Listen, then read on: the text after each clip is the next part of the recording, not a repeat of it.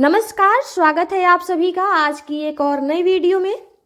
खाड़ी देशों में इस वक्त जो हालात बने हुए हैं वो किसी फिल्म की कहानी नहीं बल्कि हमारे सामने घट रही एक बेहद गंभीर और खतरनाक वास्तविकता है। कहा जा रहा था ईरान कुछ बड़ा करेगा, लेकिन जो हुआ वो सिर्फ बयान नहीं थे। आसमान में दिखती आग की लकीरें, धमाकों की आवाजें और इजराइल के शहरों में गिरते गोले उस जवाब की तस्वीर बन गए। इजराइल का आसमान सचमुच रंगीन हो उठा, लेकिन यह रंग के उत्सव नहीं थे बल्कि मिसाइलों और इंटरसेप्टर की टकराहट से पैदा हुए धमाकों के थे। रिपोर्ट्स में बताया जा रहा है कि कई जगहों पर सीधे हमले हुए, रिहायशी इलाकों में नुकसान हुआ, लोग मारे गए, सैकड़ों लोग घायल हुए। जिन परिवारों ने कभी सोचा भी नहीं था कि उनके घरों के ऊपर युद्ध की आग बरसेगी, आज वही परिवार दहशत में है। यह सिर्फ सैन्य ठिकानों तक सीमित नहीं रहा।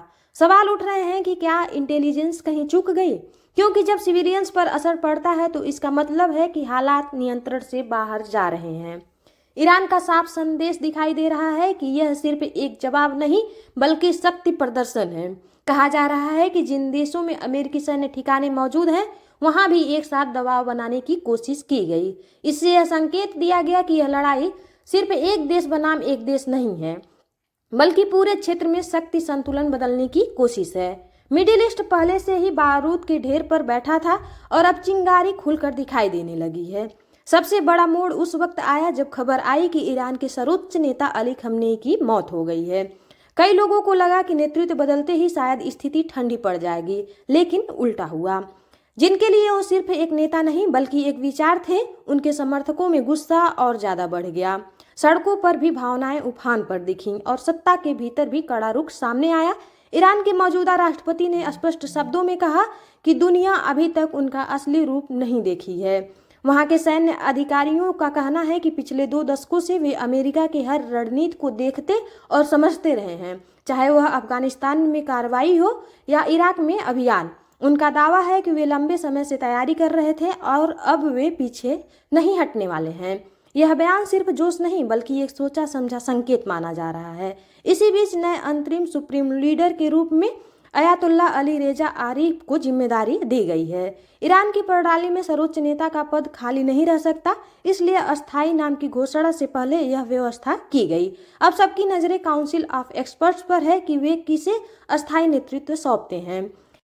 यह फैसला सिर्फ ईरान की आंतरिक राजनीति नहीं बल्कि पूरे क्षेत्र के भविष्य को प्रभावित करेगा। दूसरी ओर अमेरिका और इजराइल की रणनीति भी बदलती दिख रही है। पहले यह आकलन लगाया जा रहा था कि नेतृत्व बदलते ही ईरान दबाव में आ जाएगा, लेकिन अब बयान बदल गए हैं। जब अमेरिका के राष्ट्रपति डोनाल्ड ट्रंप से पूछा गया कि यह टकराव कितने दिनों तक चलेगा, तो उन्होंने खुद कहा कि यह कई हफ्तों तक जा सकता है। इसका मतलब साफ है कि सामने वाला पक्ष उम्मीद से ज्यादा मजबूत और ताकतवर निकला है। इजराइल की तरफ से लगातार सुरक्षा बैठकों का दौर चल रहा है, साथ ही लेबनान की दिशा में भी नजरें टिक गई हैं।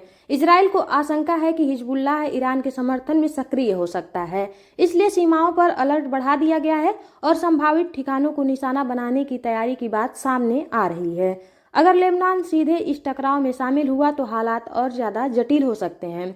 इस पूरे घटनाक्रम के बीच भारत की भूमिका संतुलित और सावधानी भरी दिखाई दे रही है।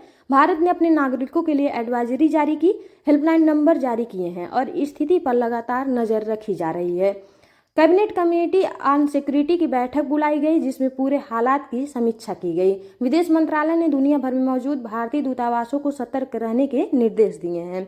एक दिलचस्प कूटनीतिक पहलू यह भी रहा कि भारत के प्रधानमंत्री ने सीधे ईरान से नहीं बल्कि यूएई से बातचीत की। यह कदम सिर्फ हालचाल पूछने तक सीमित नहीं माना जा रहा।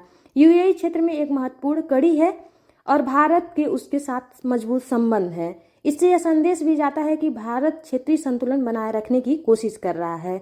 हाल के वर्षों में भारत की इजराइल यात्रा और खाड़ी देशों के साथ बढ़ती साझेदारी ने एक नए समीकरण की ओर इशारा किया है। उधर सऊदी अरब और पाकिस्तान के बीच रक्षा समझौतों की चर्चा भी इस पूरे समीकरण को और पेचीदा बनाती है। अगर क्षेत्रीय ध्रुवीकरण बढ़ता है तो हर देश को अपना पक्ष स्पष्ट करना होगा। भारत फिलहाल खुलकर किसी पक्ष में खड़ा दिखने के बजाय अपने नागरिकों की सुरक्षा और कूटनीतिक संतुलन पर ध्यान दे रहा है। सबसे चिंताजनक बात है आम लोगों की जान का नुकसान। किसी भी युद्ध में असली कीमत वही लोग चुकाते हैं जो हथियार नहीं उठाते, बच्चे, महिलाएं और बुजुर्ग।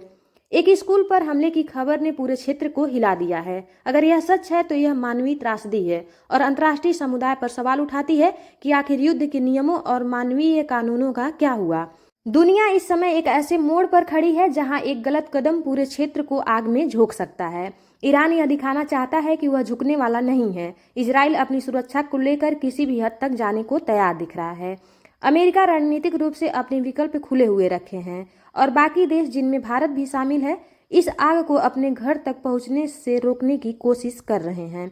आने वाले दिन बेहद अहम होंगे।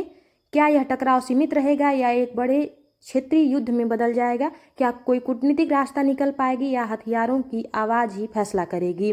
फिलहाल इतना तय है कि यह संघर्ष सिर्फ दो देशों के बीच नहीं रहा, यह शक्ति, विचारधारा बदले और वैश्विक संतुलन की लड़ाई बन चुका है। दुनिया सांस रोक कर देख रही है कि अगला कदम कौन उठाता है और उसका असर कितना दूर तक जाता है। इस तरह की और तमाम जानकारी के लिए आप इस चैनल को सब्सक्राइब और वीडियो को लाइक और शेयर कर सकते हैं। धन्यवाद।